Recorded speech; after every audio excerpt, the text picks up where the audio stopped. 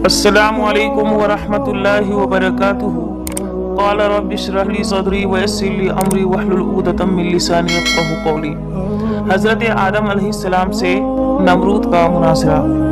नमरूद को जब यह मालूम हुआ कि इब्राहिम अलैहिस्सलाम एक खुदा को माबूद मानता है और नमरूद को खुदा कहने से इनकार करता है और लकड़ियों के पूजा पाठ को गलत समझता है, तो उस शख्स ने बहुत गुस्से की हालत में कहा कि जाओ मेरी जो रबूबियत का इनकार करता है उसको बुला लाओ। जब इब्राहिम अलैहिस्सलाम को लोगों ने बुलाकर उसके सामने लाया तो नमरूद इब्राहिम अलैहिस्सलाम से दरियाफ्त किया, अगर तू मेरे अलावा कोई खुदा रब है, तेरा कोई रब है, तो उसका ऐसा वस्फ बयान करो जिसकी कुदरत मुझ में नहीं हो। इब्राहिम अलैहिस्सलाम ने जवाब में फरमाया, मेरा रब वो है जिसके कब्जे में मौत व हयात है, वही मौत देता है और वही जिंदगी बख्शता है। नमरूद समझ बैठा, मौत की हकीकत से नाआशना था। कहने लगा, इसी तरह मौत हयात तो मैं भी देता हूँ। और ये कहकर उस वक्त एक बेकसूर शख्स को बुलाया, जल्लाद को हुक्म दिया, उसकी गर्दन को मार दो और मौत के घाट उतार दो। जल्लाद ने फौरन उस शख्स की गर्दन उड़ा दी और कत्ल की सजा याफ्ता मुजरिम को जेल से बुलाकर हुक्म दिया, जाओ हमने तुम्हारी जान बख्श दी। और फिर इब्राहिम अलैहिस्सलाम की तरफ नमरूद मुतवज्जा होकर कहने लगा, देखा मैं भी किस तरह जिंदगी बख्शता और मौत देता हूँ, फिर तेरे खुदा की खुसूसियत क्या रही।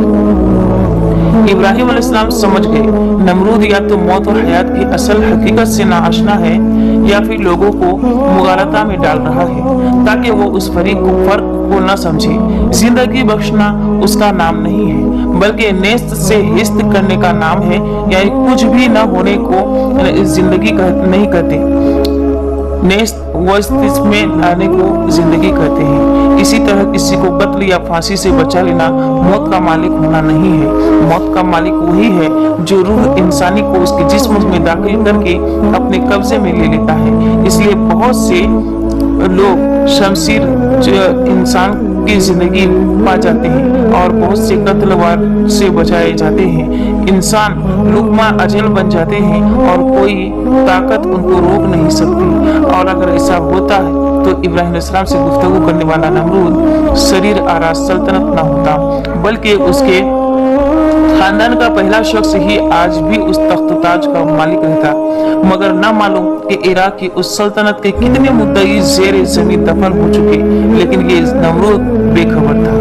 ताहम इब्राहिम अलैहिस्सलाम ने सोचा कि अगर मैंने उस मौके पर मौत व हयात के दकीक फलसफा पर बहस शुरू कर दी तो नमरूद का मकसद पूरा हो जाएगा और जमहूर को मुगालता में डालता रहेगा, गलतफहमी में उलझाता रहेगा। इस तरह मेरा नेक मकसद पूरा न हो सकेगा। तबलीग के हक का सिलसिला सरे महफिल नमरूद को लाजवाब करने का मौका हाथ से जाता रहेगा, क्योंकि बहस व मुबाहिसा और जदल व मुनाजरा मेरा असल मकसद नहीं है बल्कि लोगों के दिमाग व कल्ब में अल्लाह वाहिद का यकीन पैदा करना मेरा मकसद वहीद है। इसलिए उन्होंने उस दलील को नजरअंदाज करके समझाने लगा कि एक दूसरा रास्ता इख्तियार किया और ऐसी दलील पेश की कि जिसका कोई नजीर नहीं, कि सुबह व शाम हर शख्स आंखों से मुशाहिदा करता है और बगैर किसी दलील के रोज़ो शब उससे दो चार होता है। इब्राहिम अलैहिस्सलाम ने फरमाया, मैं उस हस्ती को अल्लाह कहता हूँ जो रोजाना सूरज को मशरिक से लाता है और मगरिब की जानिब ले जाता है, फिर वही अल्लाह का दावा करता है तो उसके खिलाफ सूरज को मगरिब से निकालकर मशरिक में छुपा दे। ये सुनकर नमरूद हैरान हो गया। फबुहितल्लज़ी कफर, कुरान ने इसका नक्शा खींचा है, फबुहितल्लज़ी कफर कि जो शख्स काफिर था वो बिल्कुल मबहूत हैरान परेशान हो गया, लाजवाब होकर रह गया। और इस तरह इब्राहिम अलैहिस्सलाम की जुबान से नमरूद पर अल्लाह की हुज्जत पूरी हुई। नमरूद इस दलील से मबहूत क्यों और उसके पास उसके मुकाबले में कोई गुंजाइश न रही, इसलिए कि इब्राहिम अलैहिस्सलाम की दलील का हासिल मजबूत थी और उसी दलील से वो हैरान और परेशान हो गया नमरूद।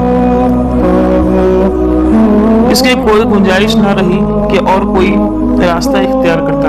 अल्लाह ताला ने उसके तुलू व गुरूब का भी एक निज़ाम मुकर्रर कर दिया है। अगर आफताब लाकर लाख बार भी चाहे कि उससे बाहर निकले तो उस पर वो कुदरत नहीं है। अल्लाह के अलावा किसी को कुदरत नहीं। लिहाजा अब नमरूद के लिए तीन ही सूरत थी जो अब जवाब देने की हो सकती थी, या वो ये कहते कि मुझे आफताब पर पूरी कुदरत हासिल है, मैंने ही ये सारा निज़ाम बनाया है। मगर उसने ये जवाब इसलिए नहीं दिया कि वो खुद उसका कायल नहीं था कि सारी कायनात उसने बनाई है और आफताब की हरकत उसके कब्जे कुदरत में है, बल्कि वो तो खुद को अपनी रियाया का रब और देवता कहलाता था। और बस दूसरी सूरत ये थी कि वो कहता कि मैं इस आलम को किसी मखलूक नहीं मानता और आफताब तो खुद मुस्तकिल देवता है, उसके इख्तियारात में खुद बहुत कुछ है। मगर उसने ये भी इसलिए नहीं कहा कि तो इब्राहिम अलैहिस्सलाम वही इतराज़ सामने आ जाता जो उन्होंने जमहूर के सामने आफताब की रबूबियत के खिलाफ उठाया था। अगर ये रब है तो आबिदों और पुजारियों से ज़्यादा उस माबूद और देवता में तगय्युरात और फना के असरात क्यों मौजूद हैं? रब को फना और तगय्युर से क्या इलाका और क्या ताल्लुक़ है? कुदरत में यह है कि अगर वो चाहे तो वक्त मुकर्रर से पहले या बाद तुलूक या गुरूब हो जाए। तीसरी सूरत यह थी कि इब्राहिम अलैहिस्सलाम के तहद्दी चैलेंज को कबूल कर लेता, मगरिब से निकाल कर दिखाता। मगर नमरूद चूंकि इन तीनों सूरतों में किसी सूरत पर जवाब देने पर कादिर नहीं था, इसलिए वो हैरान लाजवाब हो गया। उसके पास दूसरा कोई चारा न था।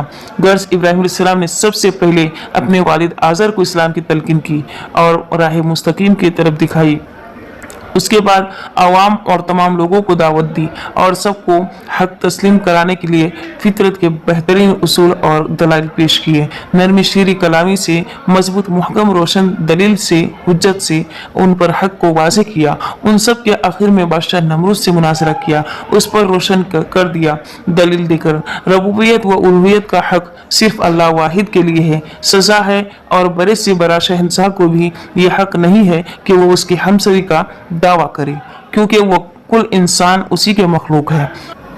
मगर उसके बावजूद आज़र और बादशाह और तमाम लोग हज़रत इब्राहिम अलैहिस्सलाम के दलाइल से लाजवाब थे और दिलों में कायल बूतों परस्ती के वाक़या में तो ज़ुबान से इकरार करना पड़ा कि इब्राहिम अलैहिस्सलाम जो कुछ कहता है वही हक है और सही व दुरुस्त होता। हम उनमें से किसी के राह को इख्तियार न करते और कबूल हक से मुनहरिफ ही रहे और दुनिया ही ने बल्कि उसके बरक्स अपने नदामत व ज़िल्लत से मुतासिर होकर बहुत ज़्यादा गैज़ व गज़ब में आ गए और बादशाह से रियाया तक सब ने मुतफ़क्का फैसला कर लिया कि देवताओं की तौहीन और बाप दादा के दीन की मुखालिफत में इब्राहिम अलैहिस्सलाम को देखते आग में जला देना चाहिए, क्योंकि ऐसे सख्त मुजरिम को सज़ा यही हो सकती है और देवताओं की तहकीर का इंतकाम इसी तरह लेना चाहिए। तमाम ने मुत्तफिक होकर यही राय दिया।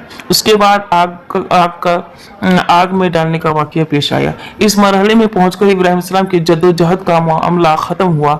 अब दलाइल व बराहीन की क़ुव्वत के मुकाबले में मादी ताकत व सुकूत ने मुजाहिरा शुरू कर दिया। बाप उसका दुश्मन, जमहूर उसका मुखालिफ, बादशाह वक्त उसके दर पे आज़र, एक हस्ती और चार जानिब से मुखालिफत की आवाज़, दुश्मनी के नारे बुलंद हुए और इब्राहिम अलैहिस्सलाम के खिलाफ तमाम लोग साजिशें रचने लगे।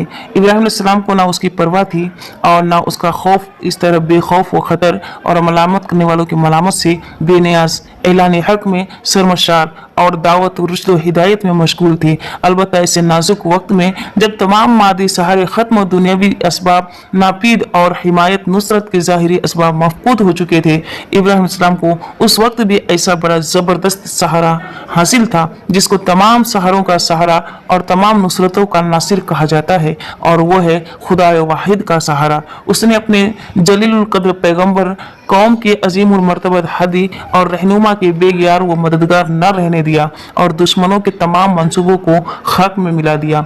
हुआ यूं कि नमरूद और कौम ने इब्राहिम अलैहिस्सलाम को सज़ा के लिए एक मखसूस जगह, उसमें कई रोज़ मुसलसल आग दिखाते गए, हत्ता कि उसके शोलों से कुर्ब जवार के अशिया तक झुलसने लगे। जब बादशाह और कौम का इत्मीनान कामिल हो गया कि अब इब्राहिम के उससे बचने की कोई सूरत बाकी नहीं है, तब एक गोफन इब्राहिम अलैहिस्सलाम को बिठाकर दहकते हुए आग में फेंक दिया।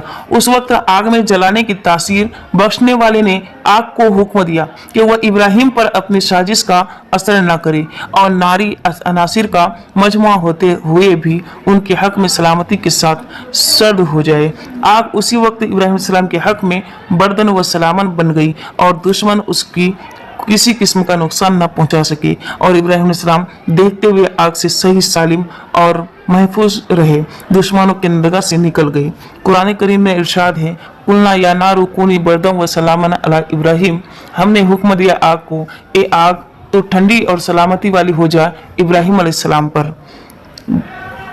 लिहाजा वो आग सर्द हो गई इब्राहिम अलैहिस्सलाम पर और इब्राहिम अलैहिस्सलाम उस आग में बाग के तरह रहे, बिल्कुल उनके रस्सी और तोप के अलावा उनके सिवा कब्र उनके बदन में एक चीज़ भी, एक तिनका भी नहीं जला।